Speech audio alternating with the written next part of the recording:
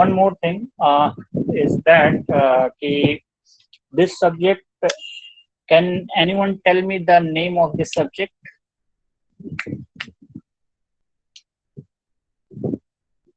Can anyone tell me the name of this subject? Abdullah, अमार, साद, बता सकते हैं इस सब्जेक्ट का नाम?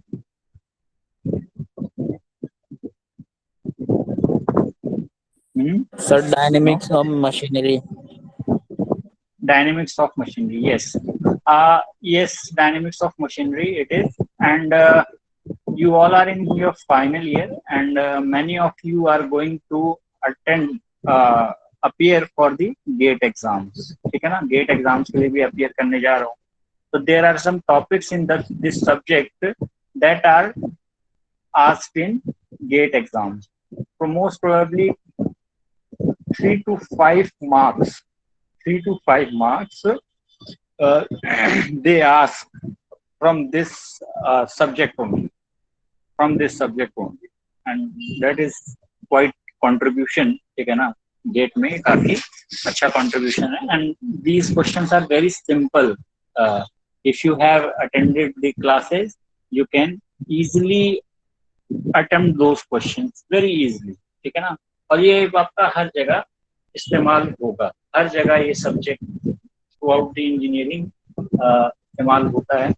And it is not the basic subject. ठीक है ना, जैसे आपका स्ट्रेंथ ऑफ मटेरियल था, इंजीनियरिंग मैकेनिक्स था, या फ्लूइड मैकेनिक्स है. ठीक है ना, सो दो subjects are very basic subjects, you know, foundational subjects हैं. ठीक है, but this is not the foundational subject. ठीक है, एक इसीलिए इसको आपके फाइनल ईयर में रखा जाता है हर जगह, चाहे आप किसी भी यूनिवर्सिटी में पढ़ रहे हो. It is always kept in the final year, because to study these subjects you must have some prerequisites. And those prerequisites are being taught in your first year, second year, third year. ठीक है, and then this subject is taught to you in the final. ठीक है, so dynamics of machinery. ठीक है, तो पहले तो हम सिलेबस देखेंगे. उससे पहले मैं आप लोगों को कुछ चीजें बता दूं कि हम लोग असल में करने क्या वाले हैं. इस साल थोड़ा सा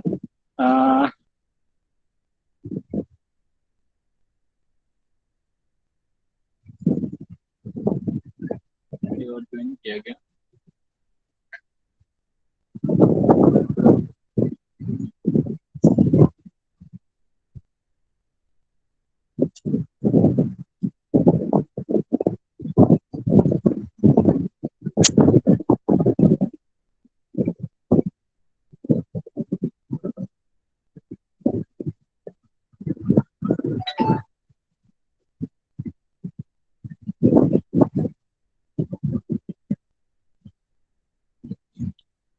ठीक, इस साल का हमारा जो वो है कि फॉर अटेंडेंस आप लोगों को रेगुलर रहना है, and on a regular basis आपकी अटेंडेंस अपलोड की जाएगी, और आप डेली के डेली जिस दिन जो क्लास हुई है you can go through your attendance, आप अपनी अटेंडेंस देख सकते हैं.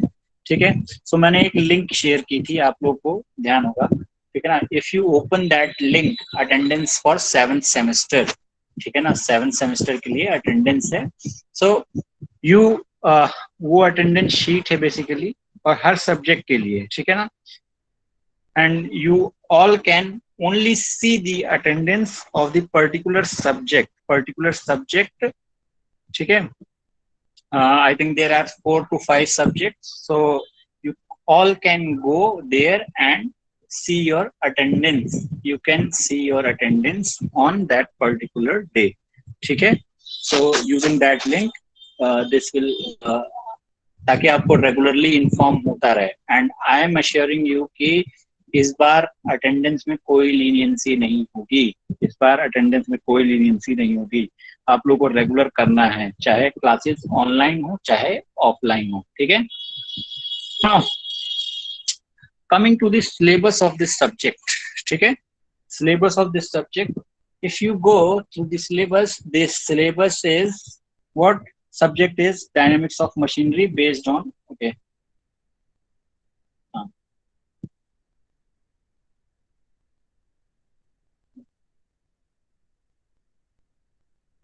dynamics of machinery, ठीक है, based on 2015 pattern, based on 2015 pattern and what it is कि इसमें आपका क्या क्या चीजें हैं, ठीक है, थियरी के 4 क्रेडिट्स हैं, ठीक है, and 1 credit for term work, 1 credit for practical PR, ठीक है ना, प्रैक्टिकल, ठीक है, तो 4 क्रेडिट है आप, ये 5 क्रेडिट का सब्जेक्ट है basically, this is a subject of 5 credits, 5 credits, ठीक है, 5 क्रेडिट्स का सब्जेक्ट है, जो कि एक आपका 4 आपके थियरी का है and 1 is for your term work, 1 is for your term work, ठीक है।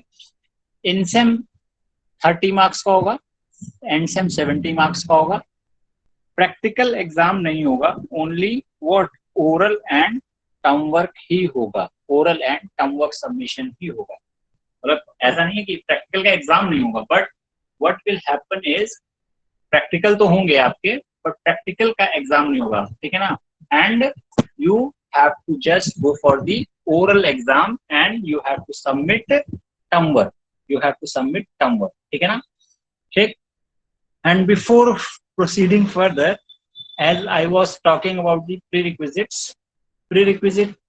आप देख सकते हैं कि क्या क्या इसमें prerequisites हैं।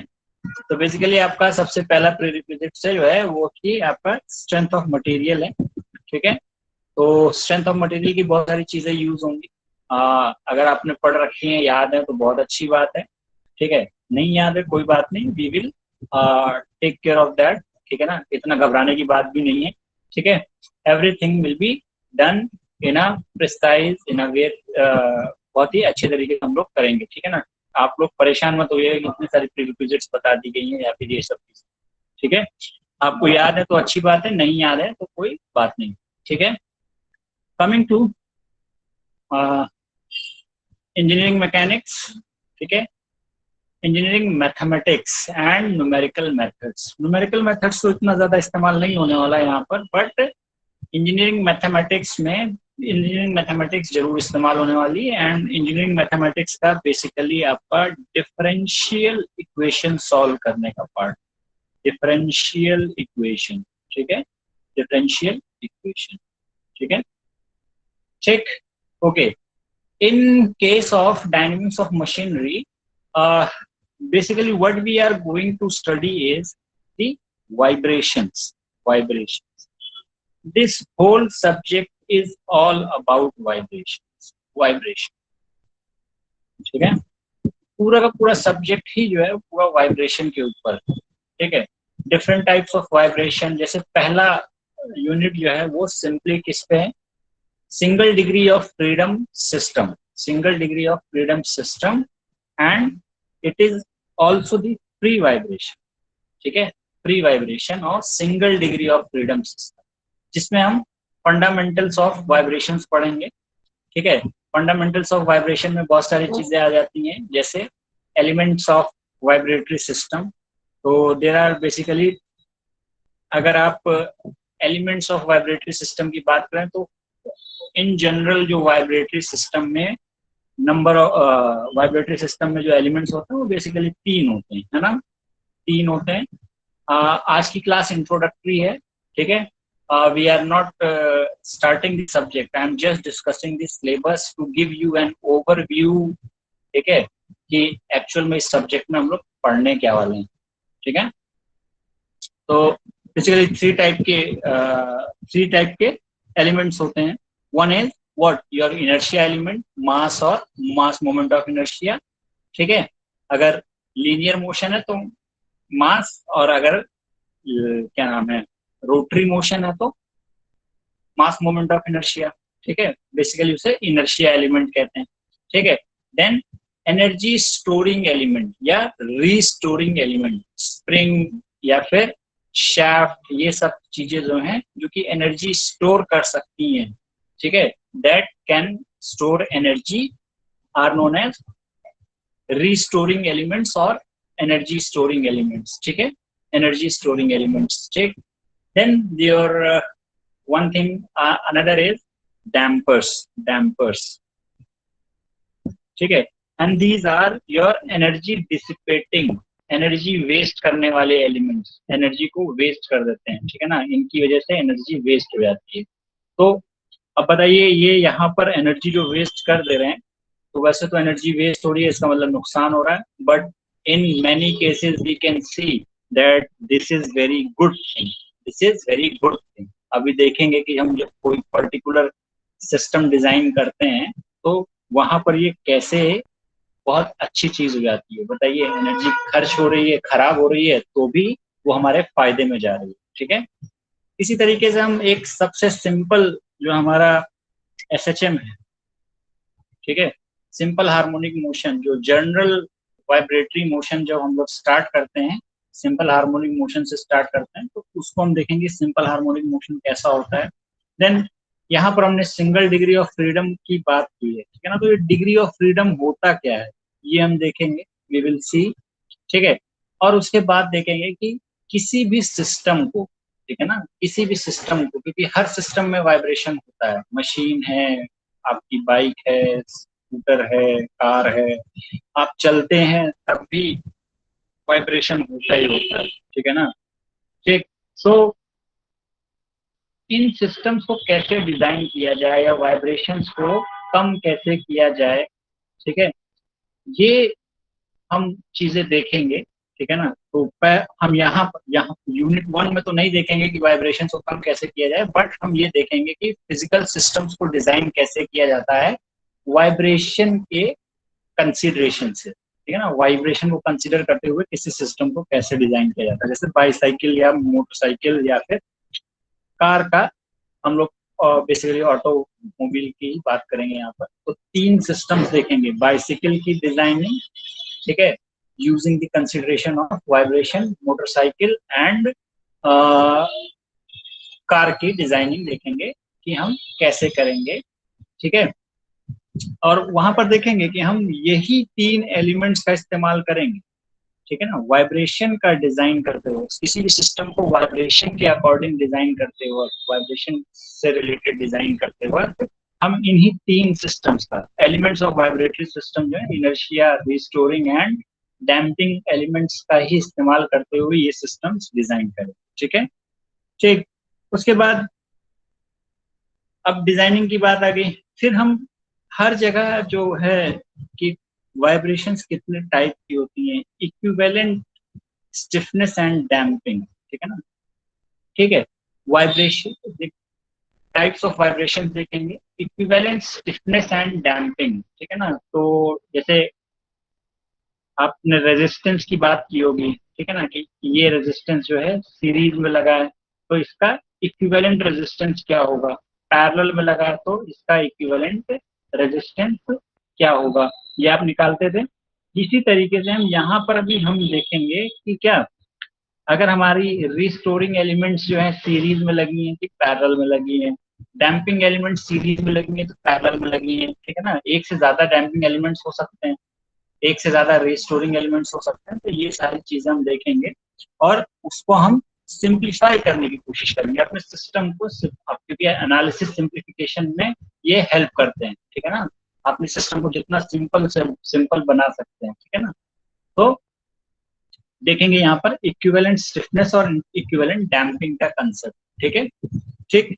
अच्छा, अब इसके बाद जो सबसे इंपॉर्टेंट चीज है, यहाँ पर जो सबसे इंपॉर्टेंट चीज है वो है आपकी क्या, ये फॉर्मुलेशन, कोई भी सिस्टम का फॉर्मुलेशन, ठीक है।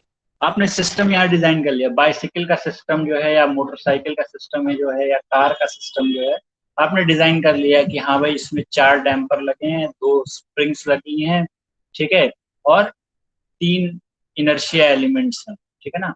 अब ये तो आपने डिजाइन कर लिया, ठीक है ना, लेकिन अब उसका जो क्या नाम है,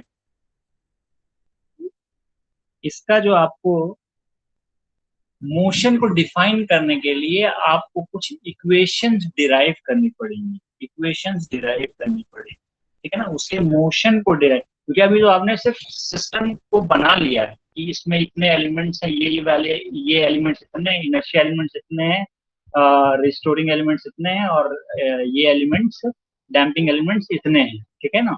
तो ये तो आपने बेसिकली बना लिया। अब उसके बारे में वो कुछ आउटपुट देगा कि नहीं देगा, तो उसको उसके बारे में कैसे बताएंगे, with the help of some equations, ठीक है ना। And those equations are generally in what, किस तरीके की होती हैं, डिफरेंशियल इक्वेशंस होती हैं, डीई, ठीक है ना। डिफरेंशियल इक्वेशंस के टर्म्स में अब उस सिस्टम को डिफाइन करेंगे आप, ठीक है ना। तो वो इक्वेशन के टर्म्स में बताने के लिए, ठीक है ना, इक्वेशन के टर्म्स में बताने के लिए आपके पास कई मेथड्स हैं, ठीक है ना, जिसमें से बेसिकली हम तीन मेथड्स यूज करने वाले हैं, पहला क्या है, न्यूटन्स मेथड, दूसरा क्या है, डीएलएम्बर्ट्स मेथड, एंड तीसरा क्या है, एनर्जी मेथड, ठीक है। तीन मेथड्स हम लोग यूज करने वाले, न्यूटन, डीएलएम्बर्ट और एनर्जी मेथड। न्यूटन्स मेथड और डीएलएम्बर्ट्स प्रिंसिपल जो है वो आप पहले से यूज करते हुए आ रहे हैं, इवन एनर्जी मेथड भी आप पहले से यूज करते आ रहे हैं। न्यूटन्स और डीएलएम्बर्ट्स प्रिंसिपल में आपको कुछ नहीं करना होता है, फोर्सेस को बैलेंस करना होता है, सिर्फ और सिर्फ आपको फोर्सेस को बैलेंस करना होता है। You have to just balance the forces, ठीक है ना, एक्टिंग ऑन अ बॉडी, ठीक है ना। तो सबसे पहला काम यही करते हैं भाई, क्या, इसको इसका फ्री बॉडी डायग्राम बनाते हैं, ठीक है ना। तो आप लोग जैसे जो चीजें मैं बोल रहा हूँ, जैसे मैंने बोला डिफरेंशियल इक्वेशन और उसको सॉल्व करने का तरीका, ये आप नोट कर लीजिए, इसको आप देखिएगा घर जा करके, ठीक है। Differential equation and to solve, how to solve the differential equation, तो सिंपल डिफरेंशियल इक्वेशंस को सॉल्व करने के तरीके देख के आइएगा, है ना, ठीक है। 2 degree differential equation, sorry second order differential equation को सॉल्व कैसे करते हैं, second order linear differential equation को कैसे सॉल्व करते हैं, ये आप देखिएगा, नोट कर लीजिए इसे। इसी तरीके से जब आप न्यूटन्स या डीएलएम्बर्ट्स प्रिंसिपल इस्तेमाल करेंगे तो you have free body diagram, ठीक है, फ्री बॉडी डायग्राम या एफबीडी, ठीक है। तो ये आपको बनाना आना चाहिए, ठीक है। ये मैं क्लास में तो कराऊंगा ही कि फ्री बॉडी डायग्राम कैसे बनाते हैं, ठीक है। बट वंस आप लोग अपनी तरफ से एक बार इसको रिवाइज करके आइए, ठीक है ना, इसको रिवाइज करके आइएगा, मैं क्लास में जरूर बताऊंगा, but once please you all go thing, ठीक है ना, इसके थ्रू आप एक बार जाके देखें, ठीक है ना, ठीक। And then we will go use the energy method या फिर रेले मेथड भी कहा जाता है इसे, ठीक है ना। तो इसमें हम कंजर्वेशन ऑफ एनर्जी प्रिंसिपल का इस्तेमाल करते हैं, ठीक है, ठीक। तो ये तो आपका बेसिक्स हो गया, यहाँ तक तो आपकी बेसिक्स हो गई, ठीक है ना। इसके बाद आपकी फ्री वाइब्रेशंस की बात करते हैं, और फ्री वाइब्रेशंस में कोई एक्सटर्नल फोर्स नहीं लग रहा होता है, कहने का क्या मतलब है कि एक ये स्प्रिंग मास सिस्टम है, ठीक है ना। तो अब इसमें स्प्रिंग लगा हुआ था, इसमें एक मास लगा हुआ, ठीक है ना, ठीक। तो आपने बस इसको हल्का सा टच कर दिया, ऐसे टच करके छोड़ दिया, ठीक है ना। तो अब ये क्या करेगा, अपनी जगह पे ऑसिलेट करना शुरू कर देगा, और ये कंटिन्यूअसली ऑसिलेट करता है, ठीक है। क्यों, क्योंकि इसमें कोई डैम्पिंग एलिमेंट नहीं लगा हुआ, ठीक है ना, डैम्पिंग एलिमेंट नहीं लगा हुआ, तो इसीलिए इसको अनडैम्प टाइप सिस्टम कहेंगे, ठीक है ना, अनडैम्प टाइप सिस्टम कहेंगे। तो इसमें भी अलग अलग तरीके से देखेंगे कि नेचुरल फ्रीक्वेंसी क्या होती है, ठीक है, natural frequency for different types of vibration, चाहे वो लॉन्गिट्यूडनल हो, लॉन्गिट्यूडनल वाइब्रेशन क्या होती है, जो कि अलोंग द एक्सिस मूवमेंट हो रहा हो, ठीक है ना। ट्रांसवर्स वाइब्रेशन क्या होती है, जिसमें मूवमेंट जो है perpendicular to the longitudinal axis, ठीक है। टॉर्शनल वाइब्रेशन क्या होता है? जिसमें आपका रोटरी मोशन, ठीक है ना, रोटरी या रोटेशनल मोशन या टॉर्जनल मोशन, ठीक है ना। अब हम ये सारी चीजें देखेंगे। इसी तरीके से फिर damped vibe free vibration system. तो डैम्ड फ्री वाइब्रेशन सिस्टम में क्या होगा कि मान लीजिए एक एग्जांपल ऐसे ही दे देते हैं। तो डैम्ड सिस्टम में आपका मास और स्प्रिंग एलिमेंट तो होगा ही होगा, साथ साथ में एक आपका डैम्पर भी लग जाएगा, एक आपका डैम्पर भी लग जाएगा।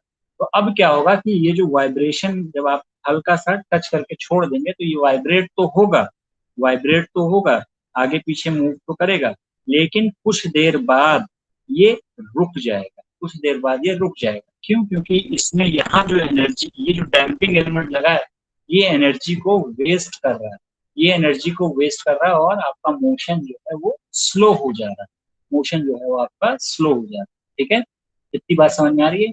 तो उसमें देखेंगे there are some things, many things, कि इसमें बहुत सारे पैरामीटर्स हैं। ठीक है, कि एक तो हम विस्कस डैम्पिंग टाइप देखेंगे, over damp system, critically damp system and under damp system. ठीक है ना, ये देयर आर सम टर्म, जब हम इसको डिस्कस करेंगे तो हम इसे इस चीजें और ज्यादा क्लियर होंगी। ठीक है, फिर एक टर्म बहुत इंपॉर्टेंट है जो कि लॉगरिथमिक डिक्रीमेंट कहलाता है। ठीक है, ये भी काफी इंपॉर्टेंट टर्म है। Sometimes it is directly asked in the question exam, चाहे वो गेट का हो चाहे आपका नॉर्मल यूनिवर्सिटी एग्जाम हो, डायरेक्टली पूछ लिया जाता है कि बताइए भाई, एक सिस्टम दे दिया गया, ठीक है ना, ऐसा, ठीक, और उसमें पूछ लिया कि इसका लॉगरिथमिक डिक्रीमेंट क्या हो। ठीक है ना, we will see how to calculate logarithmic decrement. ठीक है, फिर ये तो हमने विस्कस डैम्पिंग के बारे में बात की। इसी तरीके से ड्राई डैम्पिंग होती है या ड्राई फ्रिक्शन डैम्पिंग या उसे कूलम डैम्पिंग भी कहते हैं। ठीक है ना, तो देखेंगे कि ये विस्कस डैम्पिंग और ड्राई डैम्पिंग या कूलम डैम्पिंग में फर्क क्या होता है। ठीक है ना, तो ये सारी चीजें देखेंगे। ये तो यूनिट 1 की बात। ठीक, अह, फिर हम अगेन यूनिट 2 में आपकी single degree of freedom system की ही बात करेंगे, but this time you have to talk about forced vibration, forced vibration. ठीक है, फोर्स्ड वाइब्रेशन, और इसमें कुछ नहीं होगा, सिर्फ और सिर्फ एक चीज और एक्स्ट्रा ऐड हो जाएगी, और वो क्या है? External force, F. और ये एफ जो हो सकता है किसी भी टाइप का हो सकता है, F not sine omega T. ठीक है ना, ये कुछ भी हो सकता है, या फिर ये हो सकता है F nought E to power minus omega, कुछ इस तरीके से। ठीक है, तो this F can be anything. ठीक है, तो एक एक्सटर्नल फोर्स इस पे सिस्टम पे आपका एक्ट करने लगेगा, तो वो आपका फोर्स वाइब्रेशन होगा, फोर्स वाइब्रेशन। ठीक है, फोर्स वाइब्रेशन।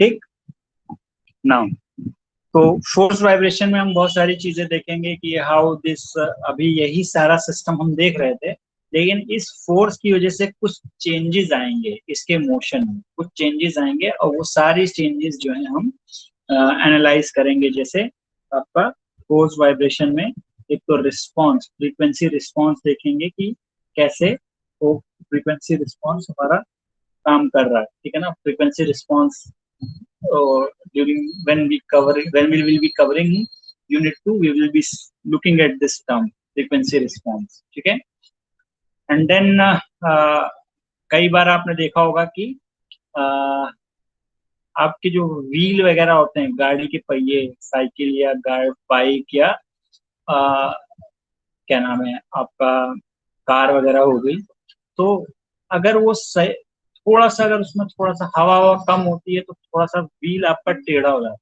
और जब व्हील आपका टेढ़ा हो जाता है, या सही से अगर आपका व्हील जो होता है फिट नहीं किया जाता है शाफ्ट पे, तो क्या होता है, वो आपका व्हील जो है वॉबल करने लगता है, वॉबल करने लगता है। ठीक है ना, वॉबलिंग करने लगता है, ठीक है, डगमगाने लगता है। ठीक है ना, और उसकी वजह से भी वाइब्रेशन प्रोड्यूस होता है। तो हम देखेंगे कि इसका क्या फर्क पड़ता है। ठीक है ना, इसको हम कहते हैं रोटेटिंग एंड रेसिप्रोकेटिंग अनबैलेंस। ठीक है ना, इसको हम उस टॉपिक में कवर करेंगे। ठीक है, ठीक, ठीक, तो ये सारी चीजें हम लोग देखेंगे।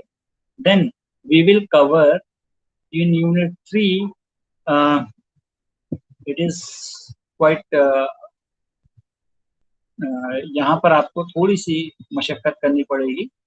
Again, it is this unit is very mathematically demanding, but don't worry, यहाँ पर हम देखेंगे कि 2 डिग्री ऑफ फ्रीडम सिस्टम कैसे होती है, ठीक है ना। तो अभी तो हम सिर्फ सिंगल मास ये सब लगा करके देख रहे थे, तो एक ही मास का वो हो रहा था मूवमेंट।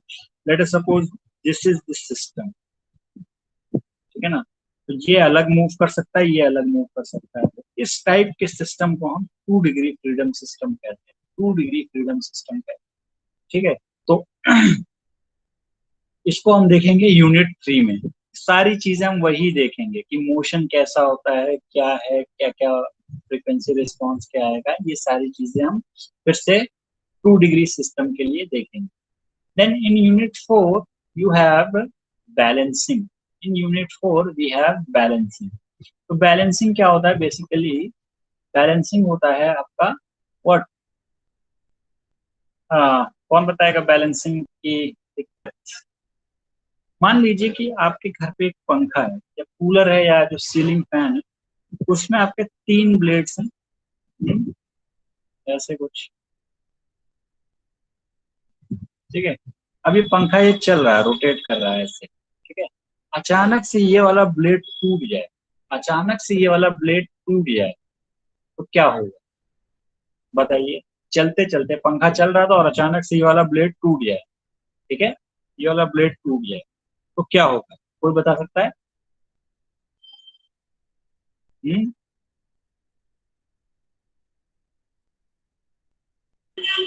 पर इसका एक्सिस ऑफ रोटेशन में रहेगा, उससे हट के भी मोशन स्टार्ट हो जाएगा। हाँ, ठीक है ना। तो देखिए यहाँ पर जो है ना, अभी सारा सिस्टम बैलेंस था, जब तीनों ब्लेड एकदम सही, एकदम एक जैसे थे, पूरा सिस्टम बैलेंस था। लेकिन जैसे ही यहाँ से ये रोटेटिंग ब्लेड, एक ब्लेड हटा, तो अब यहाँ पर अनबैलेंस क्रिएट हो गया, अनबैलेंस क्रिएट हो गया। और ये जो अनबैलेंस ऑफ फोर्स है, ये क्या करता है? वाइब्रेशन प्रोड्यूस करता है, वाइब्रेशन प्रोड्यूस करता है, ठीक है। तो ऐसे ही ढेर सारे एग्जांपल्स हम देखेंगे, ठीक है ना। जैसे आपकी बाइक या कार के इंजन होते हैं, उसमें भी अनबैलेंस होता है, बट वो रोटेटिंग नहीं होता। कौन सा होता है भाई? रेसिप्रोकेटिंग होता है, ठीक है ना, रेसिप्रोकेटिंग होता है, ठीक है। तो हम देखेंगे कि पहले तो हम देखेंगे कि ये बैलेंसिंग या अनबैलेंस कितने टाइप के होते हैं, ठीक है, कैसे ये प्रोड्यूस होते हैं, ठीक है, मतलब रोटेटिंग बैलेंस और रेसिप्रोकेटिंग बैलेंस क्या होता है, एंड कैसे ये प्रोड्यूस होता है, और फिर इन अनबैलेंस को बैलेंस कैसे किया जाए, इन अनबैलेंस को बैलेंस कैसे किया जाए, ये देखेंगे, ठीक है ना।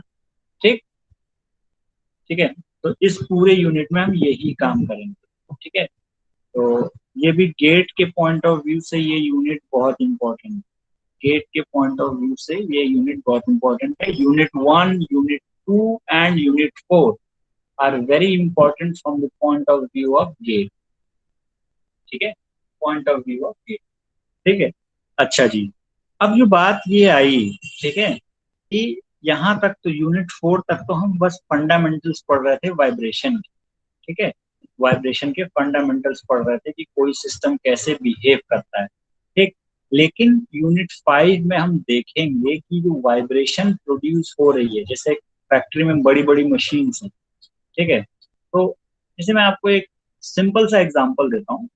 पहले जो मशीन्स आती थी, मतलब पहले जो कार्स आती थी, जैसे आप अम्बेसडर का एक एग्जांपल ले लीजिए, या फिर आपको याद होगी कि जीप पहले आती थी, है ना, अब नहीं आती वो जीप, ठीक, ठीक है। तो लोग ऑटो की जगह या टेम्पो वगैरह जो होते हैं, काली पीली जो टैक्सी जो आप देखे होंगे चलती हैं, ये जो गाड़ियां हैं, ठीक है, अम्बेसडर, जीप या फिर ये जो टैक्सीज जो हैं, इन सब में बहुत ज्यादा आवाज होती है, ठीक है ना। दे आर वेरी नॉइजी, ठीक है, और बहुत ज्यादा वाइब्रेट करते हैं, ठीक है ना। आप बैठिए तो एकदम ऐसा लगता है हिलते हैं, ठीक है। लेकिन जो अभी नई कार्स आ रही हैं, ठीक है ना, अच्छी कार्स जो आ रही हैं, कार वगैरह जो आ रही हैं या बसेस जो आ रही हैं, ठीक है, उनमें आप बैठिए, ठीक है, उनमें आप बैठिए, और उनमें आपको बिल्कुल नॉइस या वाइब्रेशन फील नहीं होता है, बिल्कुल नॉइस और वाइब्रेशन फील नहीं होता, अगर होता भी तो बहुत हल्का होता है इनके कंपैरिजन। ठीक है। ठीक। तो दोनों में फर्क क्या है? ठीक। दोनों में फर्क हम इस यूनिट में देखेंगे। ठीक है। तो इस यूनिट में हम दो चीजें देखेंगे कि जो वाइब्रेशंस हो रही हैं, ठीक है, किसी सिस्टम में कोई वाइब्रेशन हो रही है तो उसको मेजर कैसे किया जाए। ठीक है ना। There are many devices. ठीक। देर आर मैनी डिवाइसेस जिससे हम जिसका इस्तेमाल करते हुए हम लोग वाइब्रेशन मेजर करते हैं, वाइब्रेशन मेजर करते हैं और देन उसका हम एनालिसिस करते हैं। ठीक है। कौन कौन सी फ्रीक्वेंसी की वाइब्रेशन उसमें प्रेजेंट है। ठीक है। एंड आफ्टर दैट क्या नाम है, मेजरमेंट के बाद एनालिसिस करते हैं और फिर क्या करेंगे कि उस वाइब्रेशन को कंट्रोल कैसे किया जाए, है ना, उस मशीन के वाइब्रेशन को कंट्रोल कैसे किया जाए।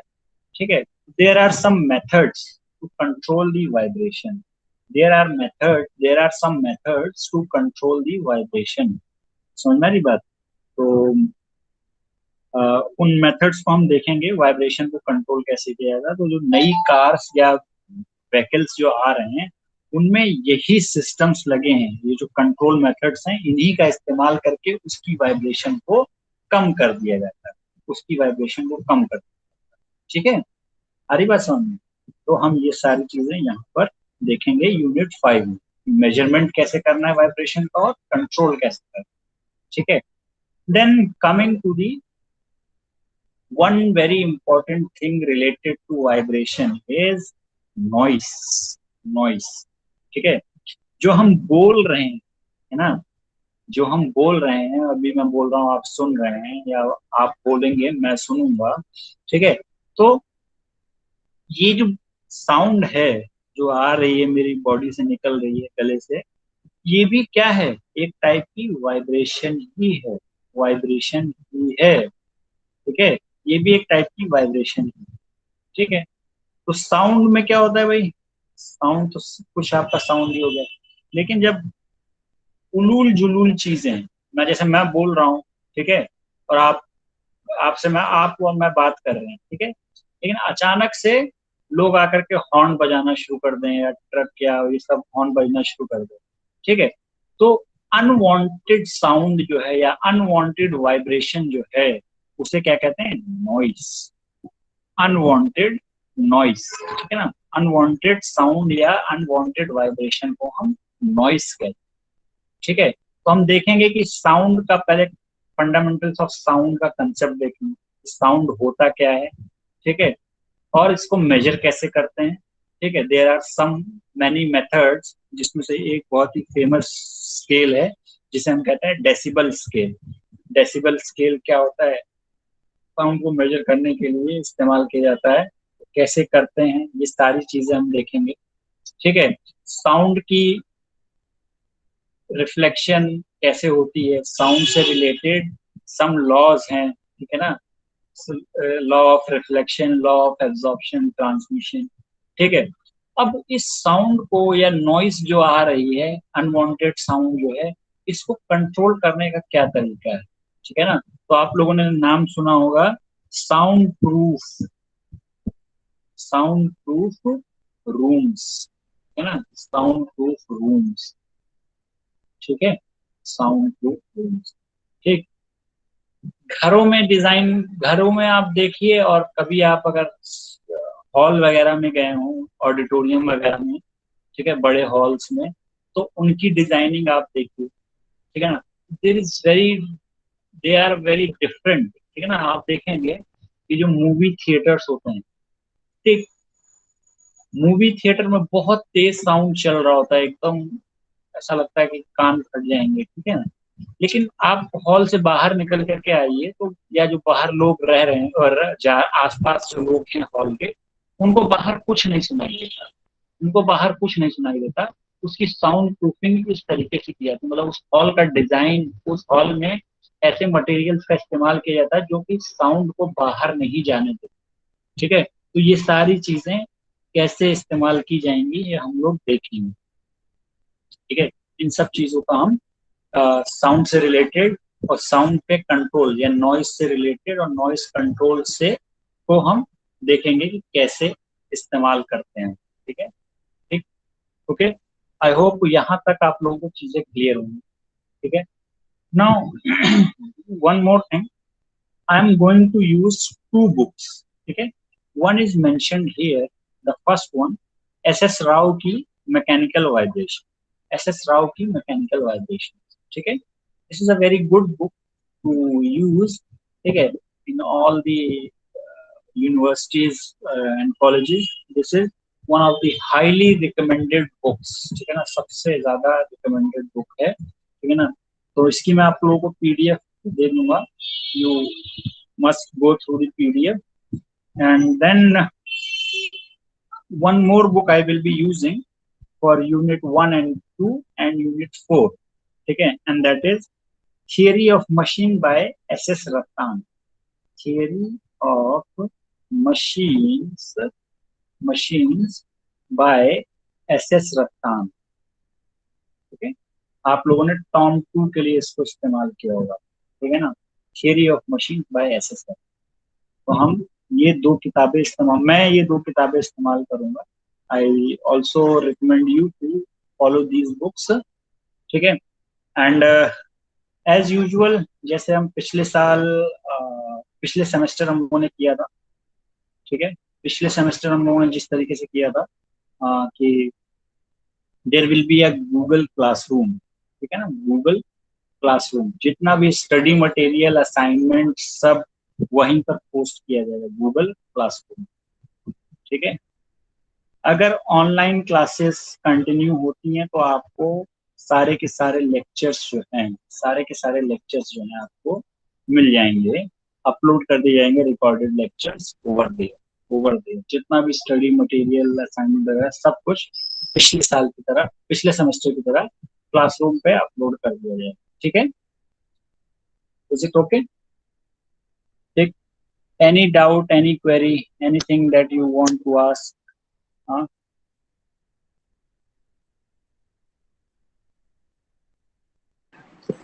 बताएं सर भाई। गेट्स की क्लास कब तक चालू होंगे कॉलेज में?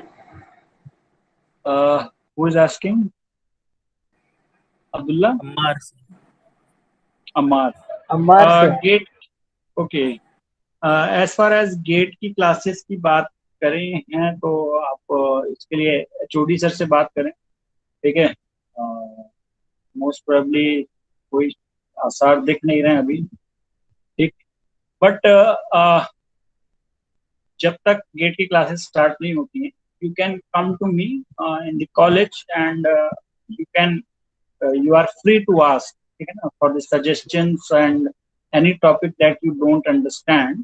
ठीक है, you study and you can, if you have any doubt, you can come to me, I will try to resolve those doubts। ठीक है,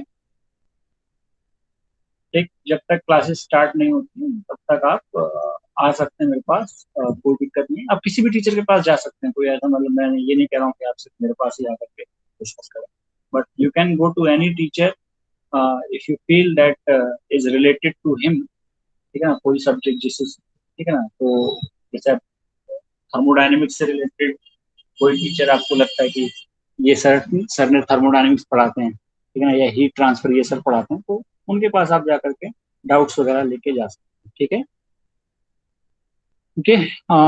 and for the class you can ask HOD sir. ठीक है, okay, anything else?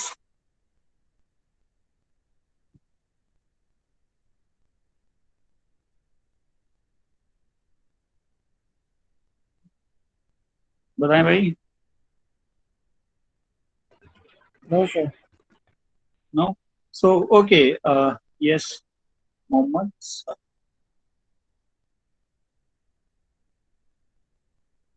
ठीक है, ठीक है, आप लोग फ्री हैं, आप लोग जा सकते हैं, एंड फ्रॉम टुमारो, टुमारो मेरी पहली क्लास है, तो आप लोग रहिएगा। ठीक है, फुल फ्लैश कल से क्लास स्टार्ट करेंगे। ठीक है, ओके, थैंक यू।